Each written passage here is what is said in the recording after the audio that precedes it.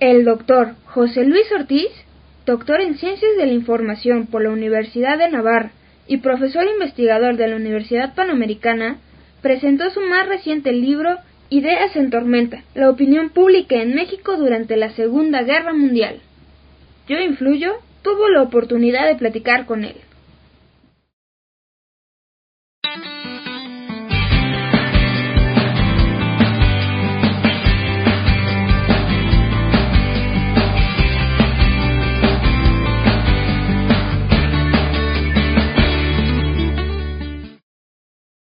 Este libro en concreto lo que pretende es revelar cómo vivieron los mexicanos la Segunda Guerra Mundial,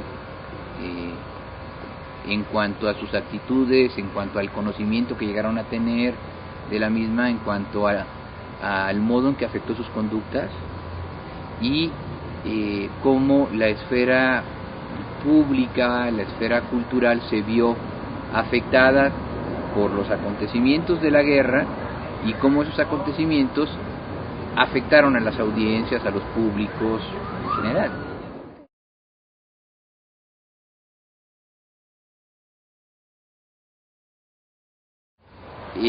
En el caso específico de la opinión pública,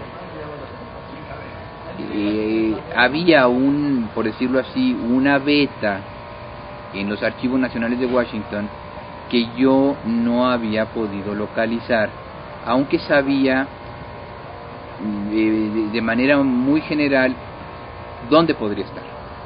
Y después de una reunión que tuvimos un grupo de investigadores en Nueva York, invitados por la Fundación Rockefeller, una colega alemana se ofreció a buscarme, con los datos que yo le di, dónde se encontraban las cajas, donde venía la información sobre la opinión, investigaciones de opinión pública en México. Entonces, lo que sucedió es que para disfrazar a los agentes, a los primeros comunicólogos, en este caso se llamaba Harald J. Corson, el primer comunicólogo que llegó a México, para disfrazarlo y que no lo vieran como una persona que dependía de la embajada, lo hicieron pasar por un agente al servicio de la Asociación Americana de Agencias de Publicidad.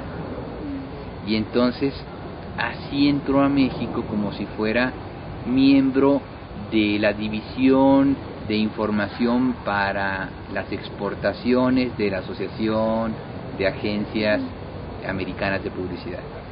Claro, el expediente de todas las investigaciones que él hizo se encontraba dentro de una caja que aparentemente no tenía nada que ver con la Segunda Guerra Mundial, y esa caja pues se refería a la división de Asuntos Exteriores de la Asociación de Agencias Americanas de Publicidad. En ese sentido,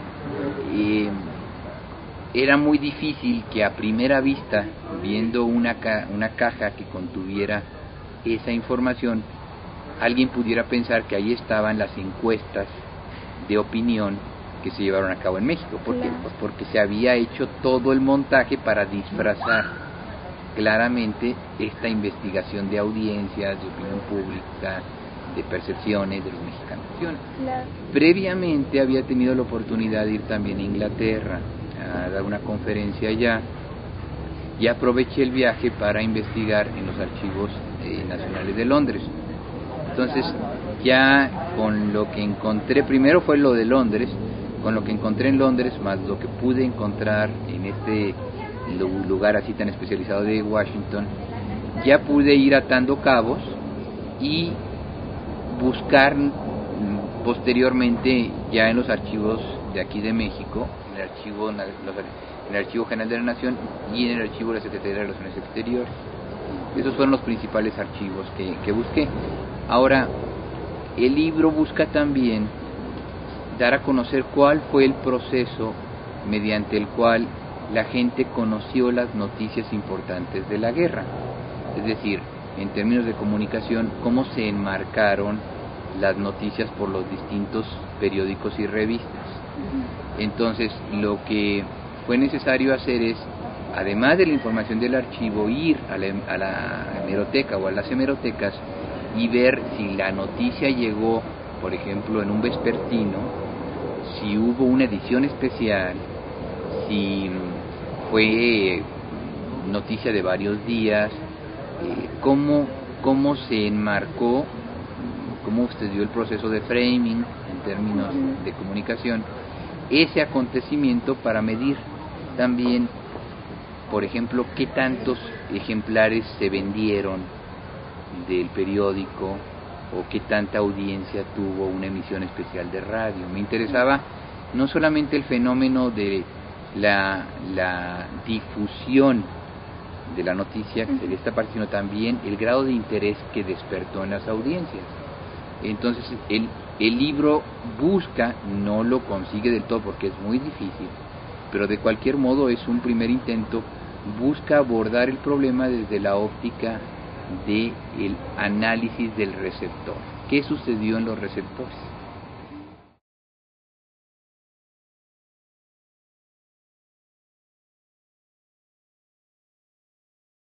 Lo que ellos querían era llegar al líder de opinión en un pueblo, al peluquero, al que tenía radio. Sabían quiénes tenían radio, se congregaba el pueblo alrededor del que tenía la radio, y entonces a esa persona la saturaron con folletería, la saturaron con informaciones, o sea, esa era la persona sobre la cual los propagandistas extranjeros centraron sus esfuerzos.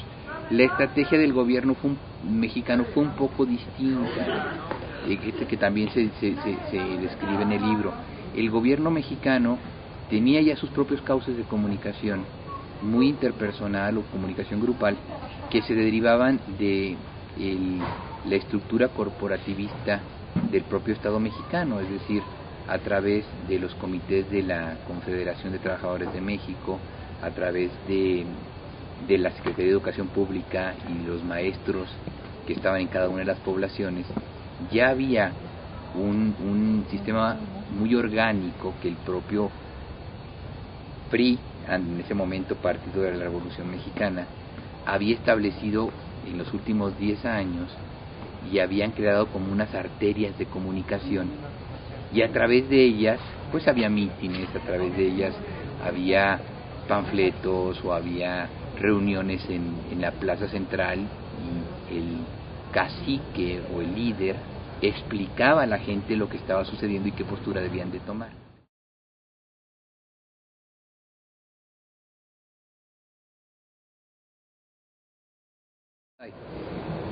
Durante la Segunda Guerra Mundial había únicamente un 15% de la población en México tenía acceso o a un periódico o a la radio o podía ir al cine.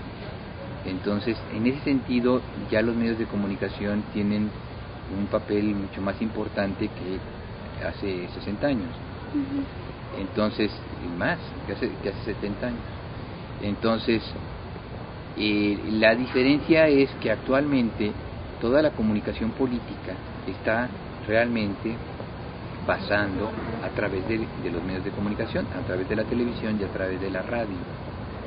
La radio y la televisión tienen la característica fundamental de que pueden acceder a públicos analfabetos o públicos que son analfabetos funcionales. Un periódico no tiene esa característica, una revista no tiene esa característica. Conoce más en Ideas en Tormenta, la opinión pública en México durante la Segunda Guerra Mundial.